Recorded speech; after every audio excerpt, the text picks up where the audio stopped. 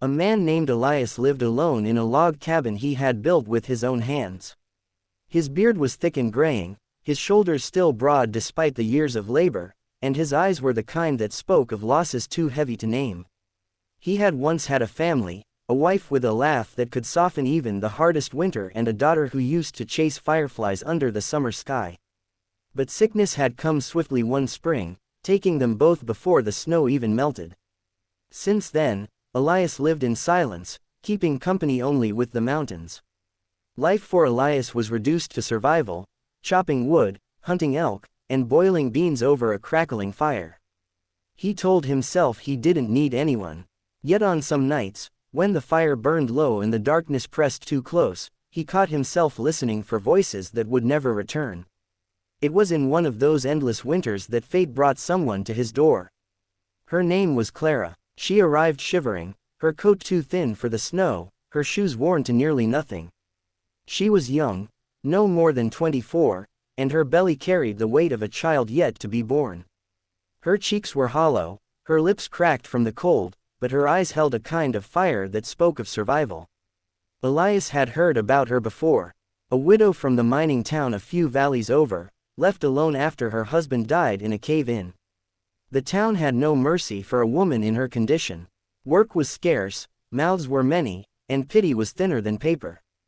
Clara had walked for 2 days in the snow to reach Elias's cabin, guided by the words of a traveling peddler who told her about the mountain man who lived alone and paid in meat and firewood if someone would cook his meals. When Elias opened the door that night, the lantern light fell across Clara's face, and he hesitated. She looked like a ghost, fragile, trembling, carrying both life and sorrow. "I heard you might need someone to cook," she said, her voice hoarse, her hand resting on her swollen belly. Elias could have turned her away.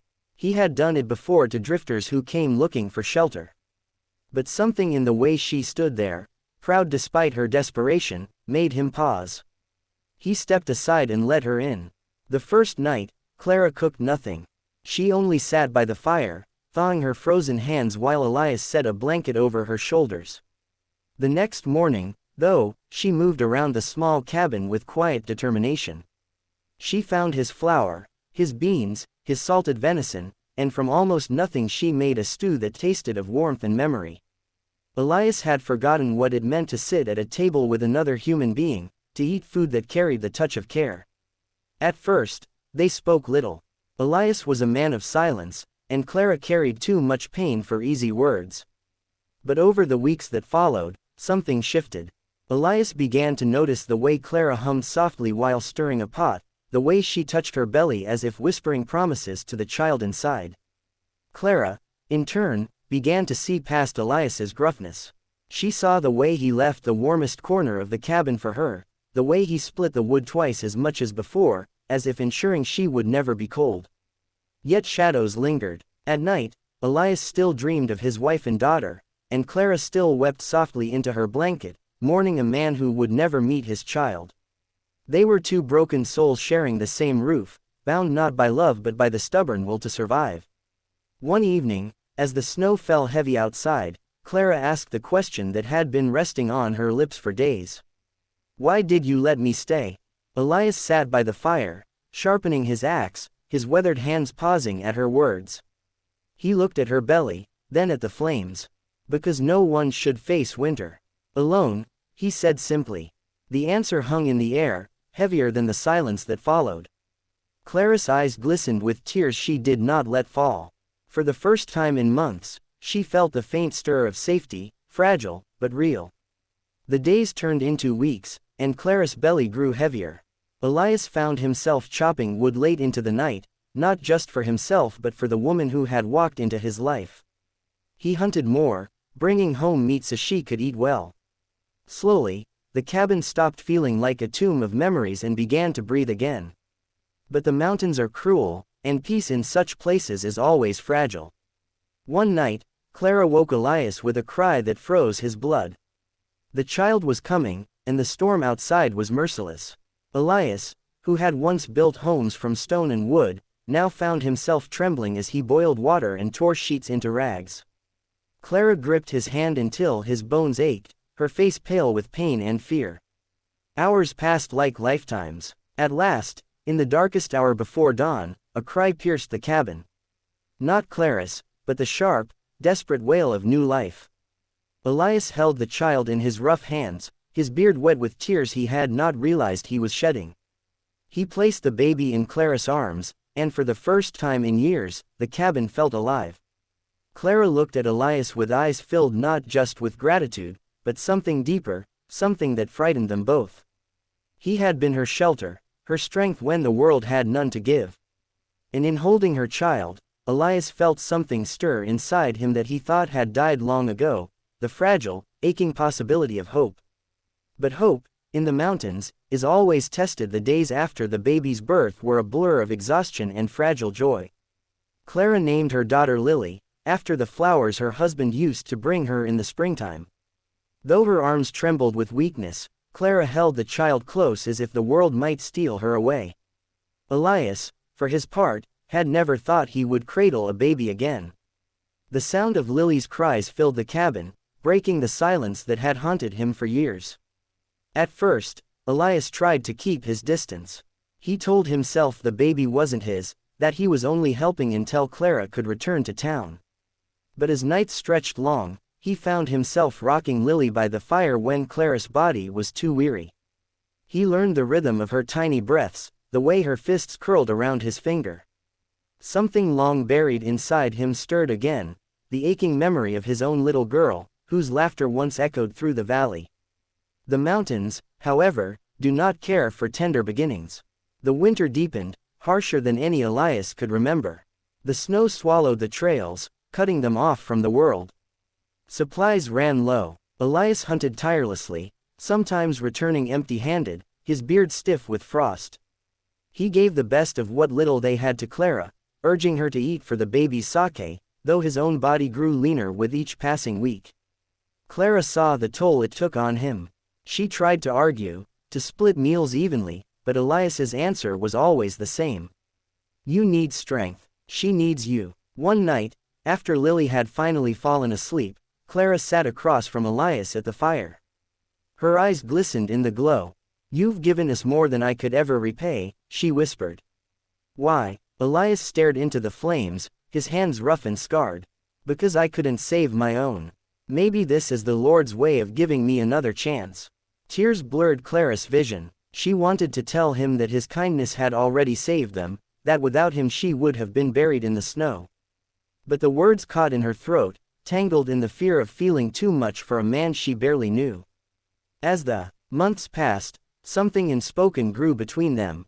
Elias built a cradle for Lily, carving it by hand from pine wood. Clara mended his torn shirts, humming softly as she worked. They shared quiet meals, the silence between them no longer heavy but warm. Yet both carried ghosts, and neither dared to name what was blossoming in the frozen valley. Then came the fever. It started with Clara's cough, sharp and dry. She brushed it off, saying it was nothing, but soon her skin burned with heat. Elias tried everything, herbs, cool cloths, prayers whispered into the dark, but the sickness tightened its grip. Clara grew weaker by the day, her hands trembling as she held Lily. Elias refused to leave her side. He fed the fire through endless nights, his rough voice soothing Lily when Clara's strength failed. He begged her to fight, to hold on, but the mountain air was merciless. Clara's eyes, once bright with defiance, dulled with exhaustion. One night, as the storm raged outside, Clara reached for Elias's hand. Her grip was frail, but her gaze steady. If anything happens to me, she whispered, promise you'll raise her. Don't let her be alone in this world.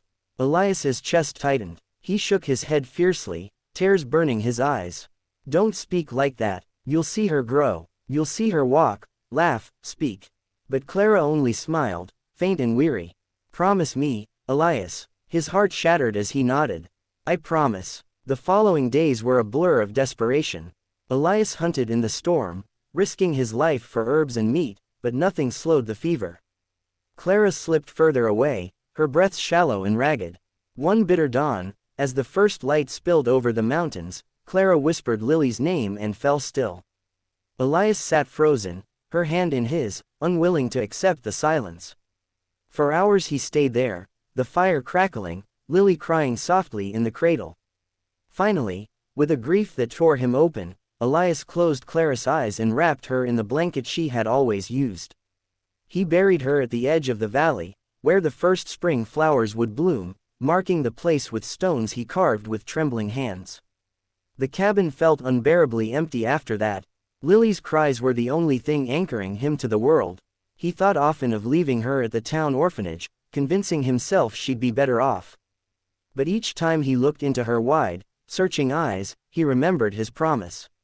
He remembered Clara's last words. And so, Elias carried on. He rocked Lily to sleep with the same songs he once sang to his daughter. He taught her to walk on the uneven floor of the cabin, to laugh at the dance of fireflies in summer. As she grew, she called him Papa, though he never told her the truth until much later. He gave her the best of himself, though part of him was forever broken. Years passed, and Lily grew strong. The mountains that had once been Elias's prison became her playground. Her laughter filled the valley again, stitching pieces of Elias's heart back together. People in the towns below whispered stories of the mountain man and the little girl who lived with him, but Elias didn't care. All that mattered was keeping his promise. On quiet evenings, Elias often sat by the fire, staring at the cradle he had once carved. Clara's memory lived in every corner of the cabin, in the meals she had cooked, the songs she had hummed, the way she had brought warmth into his frozen world. He never forgot the woman who had walked through a storm, heavy with child, and changed his life forever. She had given him back the will to love, not through romance, but through sacrifice, through the bond of shared survival. The mountains had taken much from Elias, but in the end, they had given him something too, the chance to keep a promise, to raise a child who carried both sorrow and hope in her blood. And though grief never truly left him, Elias found a strange kind of peace in the sound of Lily's laughter echoing through the valley, proof that even in the harshest winters, life finds a way to bloom.